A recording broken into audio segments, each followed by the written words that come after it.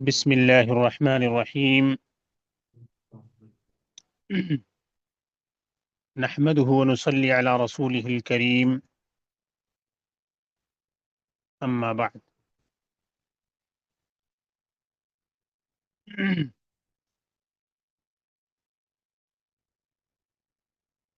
انشاءاللہ اس سال ہم علم فرائض یا علم میراث کا آغاز کریں گے. علم الفرائض اور علم المیراث. But before we go ahead, it is important for us to know the importance of ilm al-faraiz. The book we will be studying, that is As-Sirajiyya fil Mirath, one of the most widely used manuals in Hanafi fiqh. But before we start the book, it is very critical to know the importance of ilm al-faraiz.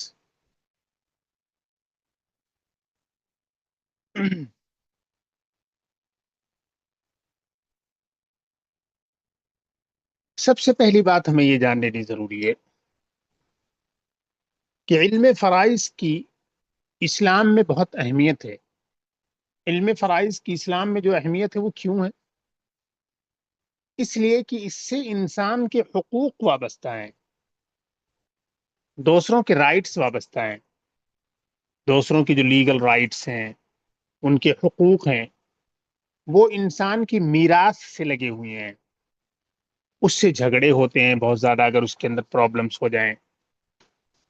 یعنی کہ اگر میراث کو صحیح طور پر distribute نہ کیا جائے تو ایک کیوس پھیل جائے گا، بہت بڑی بدنظمی پھیل جائے گی سماج میں. اسی لیے اسلام میں میراث پر بہت زور دیا گیا ہے. اس کو نصف علم کہا گیا ہے. آگے ہم دیکھیں گے نصف علم کا مطلب ہاف آف نالج کہا گیا ہے. یعنی اسلام میں بہت سارے ڈسپلنس ہیں. اسلام ہے so many disciplines, so many branches of knowledge and sciences. And علم الفرائض by itself is half of the entire Islamic disciplines, all of the Islamic disciplines. So this is very important. That shows the importance and significance of the ilm al-faraiz or laws of inheritance in Islamic Sharia.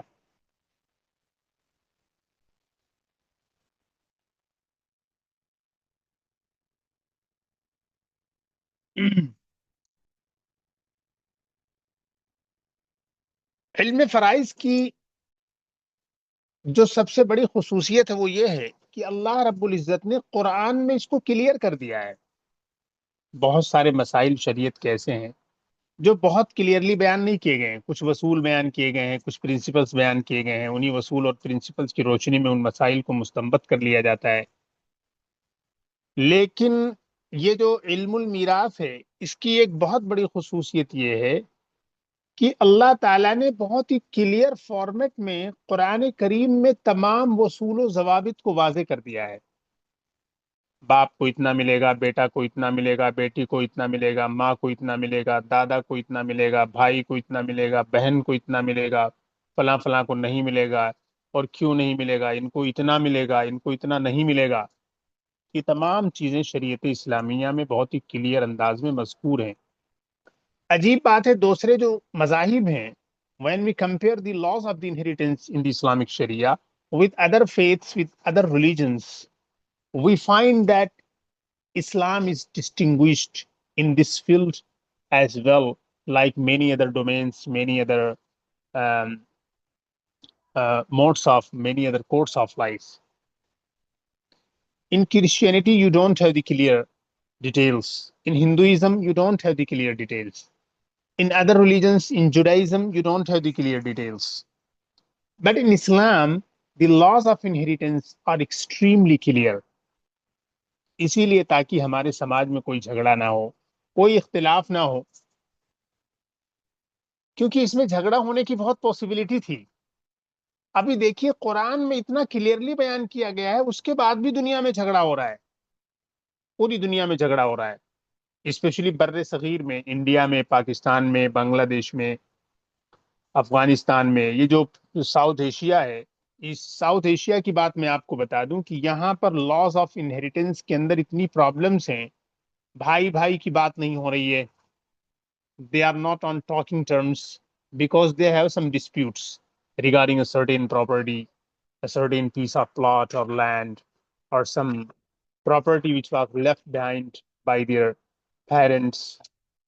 We have a lot of problems in South Asian countries and many other parts of the world, not only in South Asia. تو اسی لیے شریعت نے اس کو اتنا clear کر دیا کہ جھگڑا ہی نہ ہو، جڑ ہی سے ختم کر دیا جائے.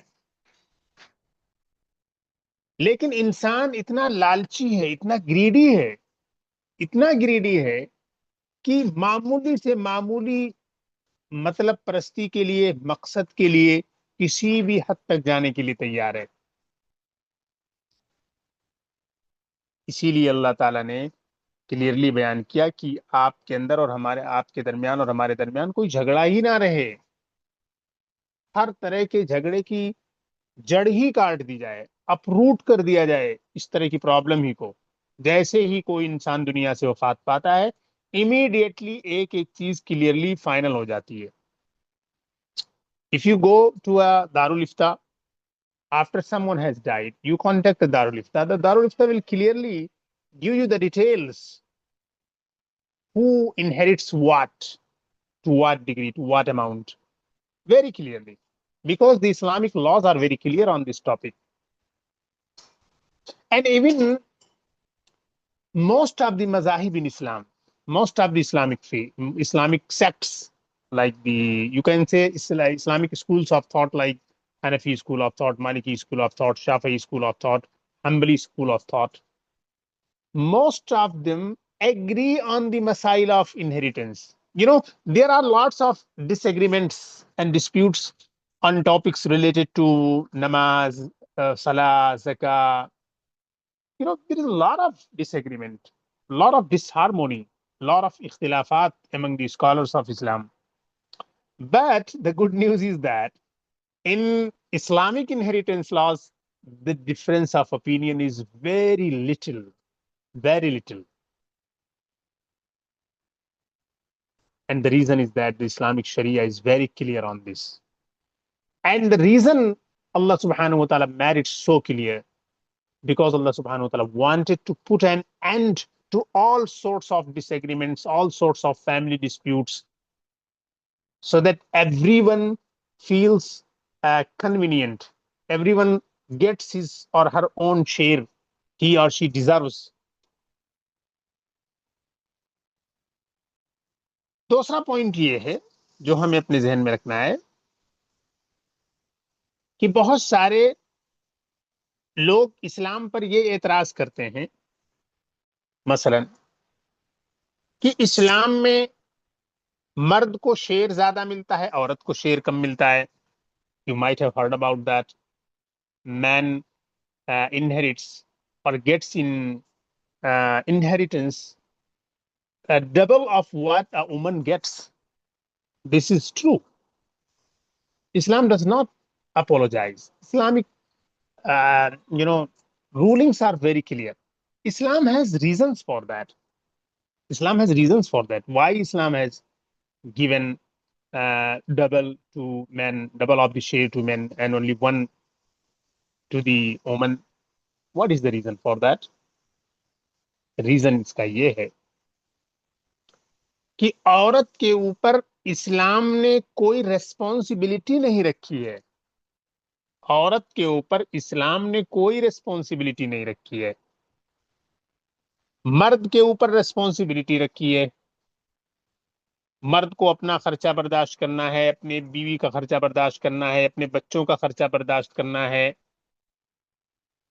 اس کے ماں باپ ہیں اس کا خرچہ برداشت کرنا ہے، یا کسی بھی طرح کی کوئی بھی پرابلم ہو اس کے اوپر بوجھ ہی بوجھ ہے. The Sharia has put huge burdens on males. They have to earn money. They have to bear the responsibilities of the family members. But the good news is that women have been excluded from all responsibilities. ये dishonour नहीं है, this is not a dishonour to them, ये उनके लिए एक freedom है, care free. The Islamic Shariah wants to make them care free. They don't have to care about how to get money, where to get money from, how to spend, what to spend. They must get the money they want from from their family members, from their husband, if not the husband, from their parents, if not the parents, from their brothers and sister brothers, and if not the brothers, from their relatives, and if still she does not have any of them, from the government, from the state. You cannot understand, you know, how much advantage, how much privilege the Islamic Sharia has given to women. तो जब औरत को कोई जिम्मेदारी ही नहीं दी है Islamic शरीयत में, कोई जिम्मेदारी नहीं, वो जो एक क्या कहते हैं, औरत को जो आधा मिलता है, मर्दों का जो आधा मिलता है औरत को, और मर्द को जो डबल मिलता है, वो आधा भी वो उसी का है. दैट इज हर पर्सनल, सिर्फ उसी का है, दैट इज हर ओन. और मर्द को जो मिला हुआ है डबल, उसमें बहुत सारे लोगों का शेर है. यहां पॉइंट है, here lies the main point. Man को, आदमी को या भाई को जो मिल रहा है, भाई को मिल रहा है, सपोज देखिए, एक भाई है, एक बहन है, ठीक है, एक भाई और एक बहन है, और बाप का इंतकाल हो गया, यानी कि माँ बाप का इंतकाल हो गया. अब प्रॉपर्टी जिनके कब्जे में गई, कंट्रोल में गई, उसमें एक भाई और एक बहन है. अब एक भाई और बहन है, तो पूरी प्रॉपर्टी को 3 शेयर्स में डिवाइड किया जाएगा. The entire property will be divided into 3 shares. To shares will go to the brother and 1 share will go to the sister. इसको मैं समझाना चाहूंगा कि कितना बेनिफिशियल है औरतों के लिए. अब देखिए, भाई को जो 2 शेयर मिला है, अब भाई शादी करेगा तो उसी पैसे से अपने बच्चों को भी पालेगा, अपने आप को भी पालेगा, बीवी को भी पालेगा. 5 बच्चे हुए तो उन पांचों को भी उसी शेर से पालना है, और जो है अपनी बीवी को भी पालना है, और अगर 2 शादी करता है तो दोनों बीवियों को पालना है. अब देखिए कितना बड़ा उसका खर्चा होगा, कितना उसके ऊपर बर्डन हो गया. लेकिन जो बहन है, बहन को जो प्रॉपर्टी मिलेगी वो उसका पर्सनल है, क्योंकि वो जाएगी अपने हस्बैंड के पास शादी करने के बाद, तो वो जो प्रॉपर्टी उसको मिलेगी वो उसके हस्बैंड का नहीं है, वो उसका उसका अपना है. हस्बैंड को अलग से उसको देना पड़ेगा. Her husband will have to bear all her expenses. ये जो उसको अपने भाई के साथ मिला हुआ है, क्या कहते हैं, 3 हिस्से में से एक हिस्सा, ये एक हिस्सा उसके लिए बैकअप है. ये और बात है कि दुनिया वाले क्या करते हैं, कोई औरत अपने शौहर को दे दे, that is a different case. मैं यहां एक्सप्लेन ये करना चाहता हूं कि वो जो एक हिस्सा मिला है वो उसका अपना है. No one shares anything with that share, that is hers alone. उसका जो अभी भी जो भले ही उसके पास 1 मिलियन मान लीजिए मिला, 3 मिलियन, एक एक एक घर में माँ बाप गए 3 मिलियन छोड़ के, 2 मिलियन भाई को मिला, 1 मिलियन लड़की को मिला, लड़की की शादी हो गई, तो वो 1 मिलियन उसी लड़की के अपने अकाउंट में रहेगा, वो अपना जो चाहेगी उसे इस्तेमाल करेगी, वो उसके शौहर का नहीं है. शौहर को कमा के उसे खिलाना है. तो अब अगर देखा जाए तो ये 1 मिलियन भी जो उसे मिला है, this 1 million is too much when compared with her brother, because his brother has to spend from that share for his own needs, for his family members, for his wife if he has one, for 2 wives if he has two, and for all of the children he bears. तो बहुत सारे लोगों का share उसके अंदर है जो भाई को मिला हुआ है. और जो बहन को मिला हुआ है वो बिल्कुल उसका अकेला है, उसको किसी को नहीं देना है. अगर वो किसी को दे दे तो उसकी मर्जी है, but legally she is not bound to give anyone from that property. That is her own.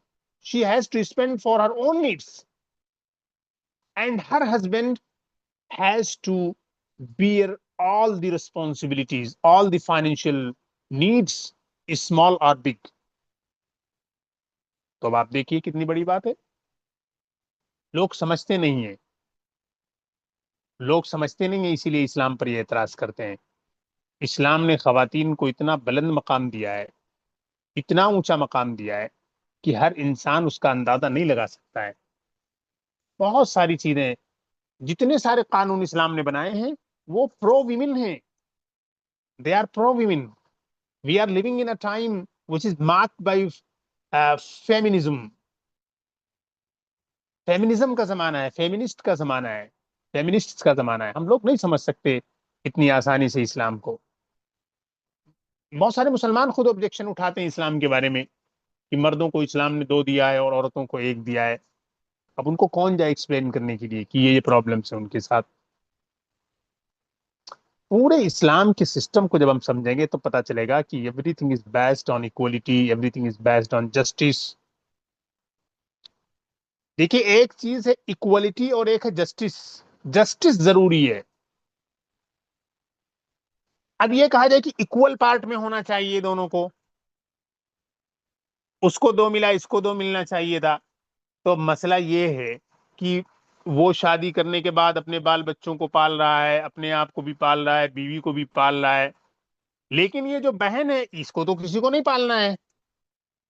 اگر اس کے بچے ہوں گے تو وہ اس کا ہسبینڈ پالے گا، اس کا خرچہ بھی خود وہی برداشت کرے گا. اور کوئی شادی کرتا ہے اس کا ہسبینڈ، اس کے ساتھ کوئی سوکن لے کر آتا ہے تو اس کا بھی خرچہ اسی کو برداشت کرنا ہے. ہر حال میں اس کے اوپر کوئی فائنینشیل برڈین شریعت نے نہیں رکھا ہے. اور اگر سب لوگ، کوئی بھی اس کا کوئی فائنینشیل سپورٹ کرنے والا موجود نہیں ہے تو کس کو پیسہ دینا ہے؟ اسٹیٹ کو پیسہ دینا ہے. The government will pay for her needs. عورت کو کچھ کرنا ہی نہیں ہے. اسلام میں خواتین کے لیے بڑے مزے ہیں، کوئی کام ہی نہیں کرنا ہے. گھر پہ رہو، آرام سے کچھ ضرورت کی چیزیں کر لو اور اپنا آرام کی زندگی گزارو، کوئی پریشانی نہیں ہے. آج کل کی جو اسٹریس کی دنیا ہے، لوگ پریشان ہیں، جاب کے لیے پریشان ہے، فلاں چیز کے لیے پریشان ہے، فلاں چیز کے لیے پریشان ہے. دیکھیں کتنا زیادہ جو ہے دنیا میں کیسے کیسے حالات آتے ہیں، خواتین کے ساتھ کس کس طریقے کا بیہیویئر کیا جاتا ہے، کس کس طرح سے ان کو جو ہے ان کے ساتھ کیا کہتے ہیں سلوک اور رویہ اختیار کیا جاتا ہے، ڈسکریمنیشن کیا جاتا ہے، جابس میں کیا جاتا ہے، بہت ساری چیزوں میں کیا جاتا ہے. لیکن اسلام کا سسٹم ہی الگ ہے، ٹوٹل اس کا نظام ہی الگ ہے. خیر، تو یہ ایک اسلام کا جو میراث کا جو نظام ہے، اس میراث کے نظام پر ایک بہت بڑا اعتراض کیا جاتا ہے. اس اعتراض کی طرف میں نے آپ کی تھوڑی بہت توجہ دلائی. اب ذرا ہم ایک چیز کی طرف اور آتے ہیں. یہ جو کتاب ہم پڑھیں گے، السراجیہ جس کا نام ہے، اور پورے اسلامک ورلڈ میں ایک لمبے زمانے سے یہ کتاب پڑھائی جاتی ہے. بہت طویل عرصے سے یہ کتاب پڑھائی جاتی ہے. آج سے نہیں پڑھائی جاتی ہے، ایک لمبے زمانے سے پڑھائی جاتی ہے، جب سے یہ کتاب لکھی گئی.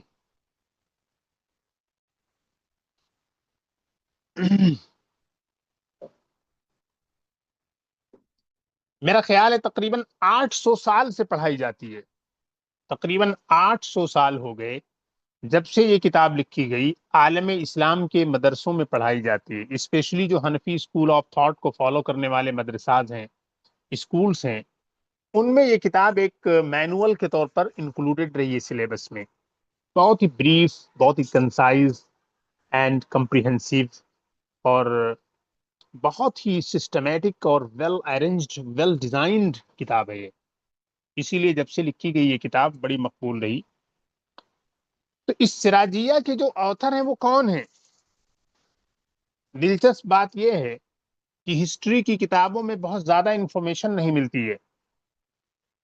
ایک بہت بڑی کتاب ہے بایوگرافی کی، بایوگرافیکل کلیکشن ہے. شیخ محی الدین عبد القادر القرشی نے یہ کتاب لکھی ہے. ایک حنفی اسکالر تھے، 7ویں صدی میں تھے یہ، اور بلکہ یہ کہیے کہ 8ویں صدی میں تھے. 8ویں صدی کے جو حنفی اسکالر شیخ القرشی تھے، انہوں نے الجواہر المضیہ میں ان کا ذکر کیا ہے، بڑا مختصر ذکر کیا ہے. اس مختصر سے ذکر میں ان کا مختصر نام بیان کیا ہے اور ان کی اس کتاب کا نام بیان کیا ہے، لیکن بہت زیادہ تفصیلات فراہم نہیں کی ہیں ان سے متعلق شیخ القرشی نے. اور اسی طریقے سے الاعلام، علامہ خیر الدین الزرکلی ایک بہت بڑے ہسٹورین گزرے ہیں، ان کی ایک کتاب ہے الاعلام. انہوں نے بھی جو ہے کافی اختصار کے ساتھ بہت ہی بریف انداز میں ان کے بارے میں تھوڑا سا ڈسکرپشن دیا ہے. بہرحال جو بھی تفصیل ان کے بارے میں دریافت ہوئی ہے، اس سے یہ پتا چلتا ہے کہ ان کا نام تھا محمد ابن عبد الرشید، اور ان کی جو کنیت تھی وہ ہے ابو طاہر، اور ان کا جو لقب تھا وہ تھا سراج الدین. سراج الدین کے نام سے، لقب سے، ٹائٹل سے یہ جانے جاتے تھے. پرانے زمانے میں جو اسکالرس ہوتے تھے ان کا نام ایک ہوتا تھا اور ان کی ایک کنیت ہوا کرتی تھی اور ان کا ایک لقب ہوا کرتا تھا. تو نام ان کا محمد ہے، کنیت ابو طاہر ہے، اور ان کا جو لقب ہے وہ سراج الدین ہے. تو سراج الدین ان کو کہا جاتا تھا. اسی لیے انہی کی طرف منسوب کرتے ہوئے، ایٹریبیوٹ کرتے ہوئے یہ جو کتاب ہے، یہ جو چھوٹا سا یہ جو ٹریٹائز لکھی انہوں نے، یہ جو مقالہ لکھا یا یہ جو کتابچہ انہوں نے تیار کیا، اس سراج الدین کی طرف منسوب کرتے ہوئے سراجیہ کر دیا گیا، یعنی المقالۃ السراجیہ، الرسالۃ السراجیہ، یعنی Sirajuddin, the booklet which was written by Sirajuddin. تو یہ ہے سراجیہ، اس کو کہنے کا ریزن سراج الدین کی طرف منسوب کیا جاتا ہے، کیونکہ ان کا نام سراج الدین، ان کا لقب جو ہے سراج الدین تھا. اور ظاہر ہے یہ حنفی مسلک کے فالوور تھے. جس علاقے میں یہ رہتے تھے اس علاقے میں کیا کہتے ہیں، احناف کی حکومت تھی، حنفیہ کی اس زمانے میں حکومت تھی. اور وہاں پر جو حکومت تھی وہ جو ہے اور وہ جو دور تھا وہ عباسی دور تھا، خلافت عباسیہ کا دور تھا. خلافت عباسیہ کا آخری والا دور تھا. عباسیڈ امپائر جو تھی اس زمانے میں، عباسیڈ ڈائنسٹی جو ہوتی ہے، ایک مشہور ڈائنسٹی ہے، وہ اس زمانے میں تھی دنیا میں. یہ رہنے والے کہاں کے تھے اس کے بارے میں کافی اختلاف ہے. ان کا جو نام دراصل لیا جاتا ہے تو اس نام میں یہ کہا جاتا ہے علامہ محمد ابن عبد الرشید السجاوندی. السجاوندی کا نام کا السجاوندی کہا جاتا ہے. سجاوند کے رہنے والے تھے یہ. سجاوند کیا چیز ہے؟ سجاوند کے بارے میں کئی باتیں بتائی جاتی ہیں. ایک بات تو یہ بتائی جاتی ہے کہ سجاوند افغانستان کا جو مشہور شہر کابل ہے، کابل ہی کے آس پاس ایک قصبہ تھا، ایک ٹاؤن تھا. There used to be a town in the outskirts of Kabul, and Sajawand was one of those towns in the vicinities or in the outskirts of Kabul. ایک تو قول یہ بتایا جاتا ہے. دوسری اپینین یہ ہے کہ خراسان میں ایک مقام کا نام ہے، خراسان کی ایک جگہ کا نام ہے سجاوند، وہاں کی طرف منسوب ہے. یہ وہاں کی طرف منسوب کرتے ہوئے سجاوندی کہلاتے ہیں. ایک تیسرا قول یہ بتایا جاتا ہے کہ ایک جگہ ہے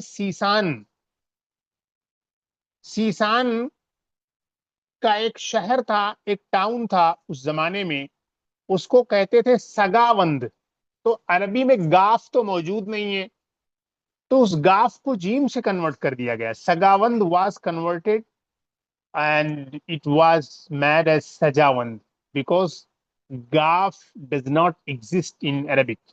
So that was converted conveniently and it was made as Sajawand. تو یہ 3 اقوال ملتے ہیں. ان کی کتاب سے ایسا محسوس ہوتا ہے کہ اتنی اعلیٰ کتاب لکھی ہے انہوں نے کہ جب سے لکھی ہے آج تک اتنی اچھی کتاب نہیں لکھی گئی. The entire Islamic world appreciated this booklet, this treatise, and they included his book into the curriculum, into their syllabus, and still they do not have any alternative for that. اتنی شاندار کتاب ہے. بہت ہی بریف ہے، بڑی comprehensive ہے، بڑی concise ہے، جیسا کہ میں نے آپ کے سامنے بھی بیان کیا. تو ان کی کتاب سے یہی اندازہ ہوتا ہے کہ یہ بہت بڑے اسکالر تھے. Unfortunately very little information exist in the biographical collections about his life. Only some of the basic information is found in them. For example, his name, his kunya, his laqab, and some of his books.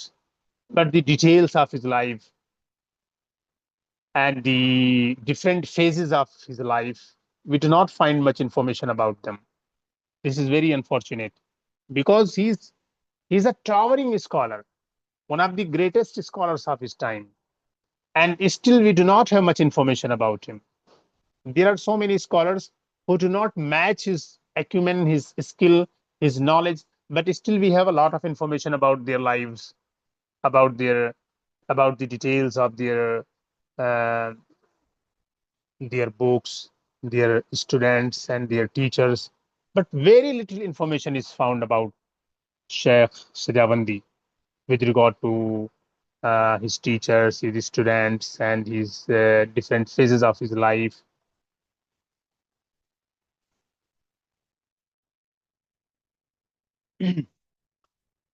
علامہ سجاوندی کے بارے میں ایک بات اور جو کہی جاتی ہے وہ یہ ہے کہ یہ اپنے زمانے کے بہت ہی بڑے فراز تھے. فراز، فراز means someone who is expert in the Islamic laws of inheritance. Faraz. الفقیہ الفراز is the faqih, is the jurist who is extremely experienced, who has a lot of knowledge in the field of the laws of Islamic inheritance. So he is الفقیہ الفراز. حساب داں تھے. حساب داں کسے کہتے ہیں؟ حساب داں بھی تھے یہ. حساب داں کا مطلب ہے یہ کہ میتھمیٹکس اور جناب اس سے ریلیٹڈ جو تمام چیزیں ہوتی ہیں، جو سائنسز ہیں، الجبرا وغیرہ میں بڑے ماہر تھے. Algebra is very interesting.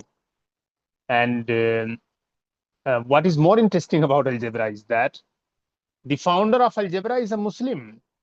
During the time of Al-Mamun, during the Islamic golden age, the Muslims laid the foundation of algebra. They invented this discipline. They innovated it, they developed it, and algebra came into existence.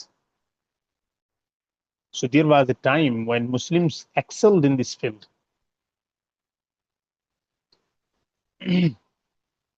And it is very interesting that Sheikh Sajawandi, Sheikh Muhammad Sirajuddin al-Sajawandi, the author of Sirajiyya, he has written a book on algebra. And the name of the book is Al-Jabru wal-Muqabala. Al-Jabru wal-Muqabala. So this is one of his books. Al-Alam has listed this book. Al-Alam of Az-Zirkli, I mean. And similarly, we get the name of another book. We have another book in the list of his books, and that is Al-Waqf wal-Ibtida. And a third book, and that is Zakhairun Athar fi Akhbar al-Sayyid al-Mukhtar.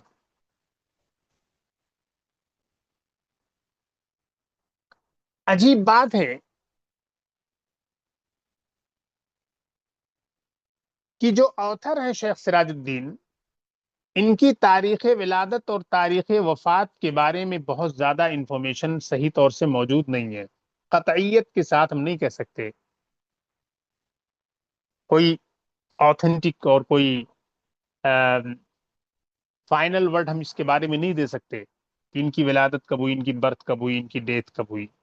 کچھ تخمینے ہیں، کچھ کنجیکچرز ہیں، کچھ estimates ہیں، کچھ لوگوں کے اندازے ہیں. ایک بڑی مشہور کتاب ہے جس میں اسلامک جو اسکالرز ہیں ان میں سے ایک بہت بڑی تعداد کی جو ہے کیا کہتے ہیں برتھ ہے، اور اسی طریقے سے ان کی جو ہے کیا کہتے ہیں ڈیتھ کی جو ڈیٹ ہے وہ درج ہوتی ہے. لیکن انفارچونیٹلی اس میں بھی ان کے برتھ اور ڈیتھ کے بارے میں کوئی ڈیٹیل موجود نہیں ہے کہ کب ان کی وفات ہوئی اور کب ان کی پیدائش ہوئی.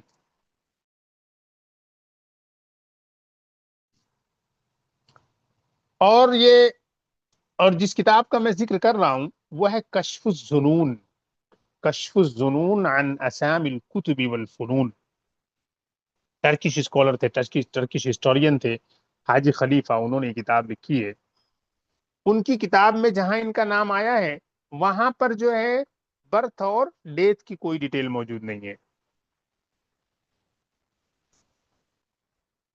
لیکن بعض اسکالرس نے یہ ذکر کیا ہے کہ شاید جو ہے ان کی وفات 600 یا 700 ہو، یعنی 600 ہجری بھی ہو سکتی ہے اور 700 بھی ہجری ہو سکتی ہے. لیکن اس کے بارے میں بھی بعض لوگوں نے کہا ہے کہ نہیں، یہ جو ہے ان کی ڈیتھ 600 یا 700 نہیں ہو سکتی ہے، بلکہ اس کے علاوہ جو ہے آ،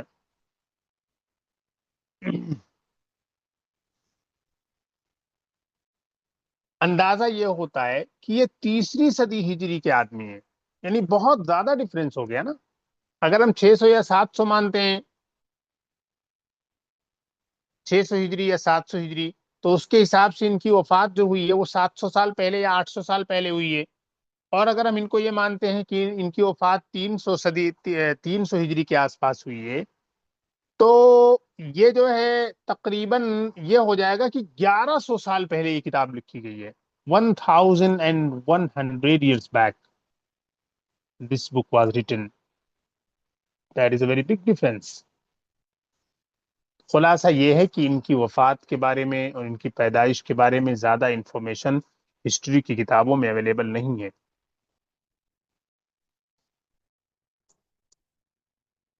اور جہاں جہاں بھی ان کا ذکر آیا ہے، مثلا الاعلام میں خیر الدین الزرکلی کے، یا اسی طریقے سے میں نے بتایا تھا ابھی 8ویں صدی ہجری کے جو حنفی ہسٹورین ہیں اور محدث ہیں جن کا نام ہے شیخ محی الدین عبد القادر القرشی، ان کی کتاب میں بھی بہت زیادہ تفصیلات موجود نہیں ہیں. ان کی کتاب میں بھی تفصیلات موجود نہیں ہیں وفات اور ولادت سے متعلق، اور کشف الظنون میں بھی موجود نہیں ہے. تو یہ اسکالرس کے لیے ایک کیا کہتے ہیں تخمینے کا میدان رہا ہے. ہمیشہ تخمینہ کرتے رہیں کہ یہ کب مرے ہیں اور کب یہ پیدا ہوئے ہیں. صحیح انفارمیشن کسی کے پاس موجود نہیں ہے.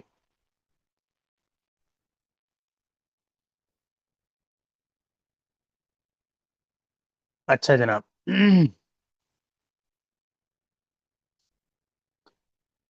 یہ تو جناب آپ کے لیے جو انفارمیشن میں نے پیش کی ہے اس کتاب کے آتھر کے بارے میں. اب آپ کے سامنے ایک چھوٹی سی انفارمیشن اور دے دیتا ہوں، حالانکہ مختصراً میں نے اس بات کو آپ کے لیے واضح کر دیا ہے. وہ یہ ہے کہ السراجیہ کی امپورٹنس کیا ہے، السراجیہ کی کیا خصوصیت پائی جاتی ہے. سراجیہ کی سب سے بڑی خصوصیت یہ پائی جاتی ہے، خصوصیت نمبر 1، کہ یہ کتاب بہت ہی زیادہ شارٹ ہے، بریف ہے. Brevity, because of its brevity and shortness. کوئی چیز اگر بہت شارٹ میں بریفلی انداز سے بیان کی جائے، بڑے دل نشین انداز میں، تو ہم اسے جلدی سے ایکسپٹ کر لیتے ہیں، جلدی سے اسے یاد کر لیتے ہیں. تو اس کتاب کی خصوصیت یہ پائی جاتی ہے، بہت ہی شارٹ ہے اور بہت ہی بریف ہے. دوسری خصوصیت کیا پائی جاتی ہے؟ دوسری خصوصیت یہ پائی جاتی ہے، دوسری خصوصیت اس کتاب کی یہ بتائی جاتی ہے کہ یہ کمپریہنسو بہت ہے. It is short and brief, but at the same time, it is extremely comprehensive. It covers all the masail, all the major branches of the laws of inheritance, especially the principles, the governing rules. If you master this book, you can give fatwa about any situation. But the condition is that you have really mastered this book. تو دوسری خصوصیت اس کتاب کی یہ پائی جاتی ہے کہ یہ کتاب بہت ہی کمپریہنسو ہے. تیسری خصوصیت کیا پائی جاتی ہے اس کتاب کی؟ تیسری خصوصیت اس کتاب کی یہ پائی جاتی ہے کہ یہ بہت ہی سسٹمیٹک ویل ڈیزائنڈ اور ویل آرگنائزڈ ہے، بہت ہی سسٹمیٹک ہے، ویل ڈیزائنڈ ہے اور ہائیلی آرگنائزڈ ہے. اس کا جو ڈیٹا ہے، جو کچھ اس کے اندر انفارمیشن دی گئی ہے، بہت ہی پراپر ارینجمنٹ کے ساتھ ہے. وہ اسکیٹرڈ نہیں ہے. The information is not scattered, very difficult for the students to access. It is highly accessible, highly well arranged, highly systematic, and meticulously compiled. Information ادھر ادھر بکھری ہوئی نہیں ہے، کوئی چیز کہیں ڈال دی، کہیں اٹھا کے کہیں کوئی چیز ڈال دی. آرگنائزڈ ہے، یہ بہت زیادہ کیئرفلی آرگنائزڈ ہے، کوہیرنٹ ہے، سسٹمیٹک ہے. تو یہ اس کتاب کی تیسری سب سے بڑی خصوصیت بتائی جاتی ہے. چوتھی خصوصیت اس کتاب کی یہ ہے، جیسا کہ میں نے پہلے بھی آپ کے سامنے بیان کیا ہے، کہ اس کتاب کو جب سے لکھا گیا ہے، since this book came into existence, it has attracted the attention of the jurists, the scholars, and the students and the specialists in Farais in the science of inheritance. جیسے ہی یہ کتاب ان کے ہاتھ میں پہنچی، ان کو فوراً لگا کہ بھائی اب اس کتاب کو ایڈاپٹ ہی کرنا ہے اپنے سلیبس میں، یہ کتاب ہمارے سلیبس کا حصہ بننی چاہیے. اسی زمانے سے، اسی وقت سے لوگوں نے اپنے سلیبس میں داخل کر لیا. یہ ایک بہت بڑی خوبی اس کی ہے کہ جب سے یہ کتاب وجود میں آئی، تبھی سے جو ہے لوگ اس کو کیا کر رہے ہیں، استعمال کر رہے ہیں، اس کو پڑھ رہے ہیں، اس کو اپنے سلیبس میں داخل کیا ہوا ہے. ہر طرح سے جو ہے اس کا چلن ہے، اس کا تداول ہے.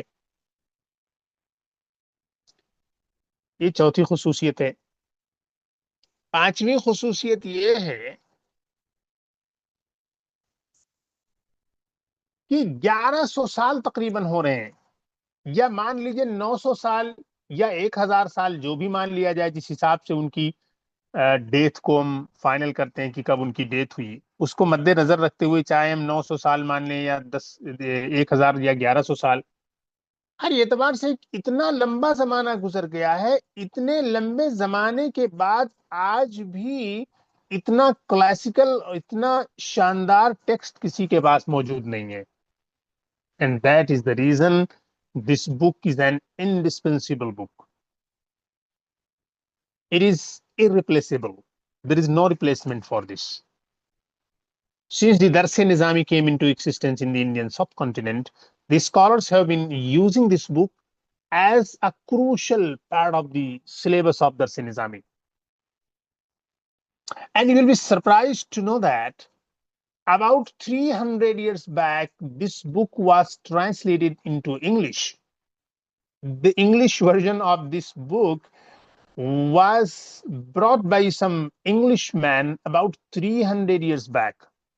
This is really amazing. And that shows that the Orientalists, the scholars of the West, have engaged themselves with the Islamic laws, Islamic disciplines, Islamic sciences since a long period of time, since the earliest times. 300 years back کوئی معمولی چیز نہیں ہے. اسی زمانے میں انگریزی translation اس کا آ گیا تھا. تو یہ اس کی ایک پانچویں خصوصیت ہم کہہ سکتے ہیں، جس کی وجہ سے یہ کتاب ہمارے لیے ایک بہت ہی اہم چیز ہو جاتی ہے، اور اس کی وجہ سے ہمیں اس کتاب کو پڑھنا ہی چاہیے. اور ہر اسکالر کے لیے، یعنی you can not imagine yourself to be an عالمہ اور عالم without mastering this book. It is indispensable. پڑھنا ہی پڑھنا ہے اس کتاب کو، کیونکہ ہر آدمی کو کسی نہ کسی ٹائم میں اس مرحلے سے گزرنا ہے. آپ کے پیرنٹس ایک دن دنیا میں نہیں رہیں گے، آپ کے ہاتھ میں جو پراپرٹی آئے گی تو دیٹ از این امانہ. You must not usurp, you must not seize others properties, others rights, the rights of your brothers and your sisters. میں نے بھی بتایا کہ ہندوستان میں بر صغیر میں ایک بہت بڑی مصیبت بنی ہوئی ہے، گھر گھر کا جھگڑا بنا ہوا ہے، والدین کا انتقال ہو گیا ہے، پراپرٹی میں جھگڑا ہے. بہنوں کے لوگ حقوق نہیں دے رہے ہیں، بہنوں کے حقوق لوگ کھا رہے ہیں، ہندوستان میں ہے، پاکستان ہو، جو بھی ہو، ہر جگہ وہی سیم سچویشن چل رہی ہے، بہنوں کو پراپرٹی میں شیئر ہی نہیں دیا جا رہا ہے۔ یہ تو مسلمانوں کا فالٹ ہے، اسلام کا فالٹ نہیں ہے۔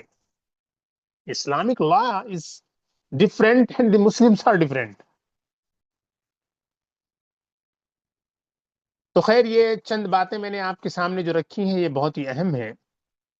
سب سے پہلے میں نے میراث کے بارے میں آپ کو سمجھایا کہ میراث کیوں اتنی ضروری چیز ہے، میراث کیوں اتنی اہمیت اختیار کرتی ہے، اور عورتوں پر اسلام میں جو عورتوں کو لے کر جو اسلام پر اعتراض کیا جاتا ہے کہ اسلام آدھا حق دیتا ہے عورتوں کو، مردوں کو ڈبل دیتا ہے، اس کا بھی میں نے آپ کے سامنے ایک شارٹ میں جواب دیا۔ اس کے بعد جو ہے اس کتاب کے جو آتھر ہیں ان کی لائف کے بارے میں ہم نے تھوڑا سا دیکھا، اور پھر اس کتاب کو ہم نے دیکھا کہ اس کتاب میں جو ہے کیا ہے، اس کتاب کی خوبیاں کیا ہیں۔ تو یہ چند چیزیں اگر آپ کے ذہن میں رہیں گی انشاءاللہ، تو اب پھر اس کتاب کو ہم جب پڑھیں گے اگلے سیشن میں، جب ہم صحیح طریقے سے اس کو اسٹڈی کریں گے، تو پھر اس کتاب کا مزہ دوبالا ہو جائے گا۔ آج کا سیشن ہم یہیں رکھتے ہیں۔ امید ہے آپ نے اس کتاب کا ایک بیک گراؤنڈ جو تھا وہ اچھی طریقے سے سمجھ لیا ہوگا۔ انشاءاللہ ہم جلد ہی اگلے سیشن میں ملیں گے۔ السلام علیکم ورحمۃ اللہ وبرکاتہ۔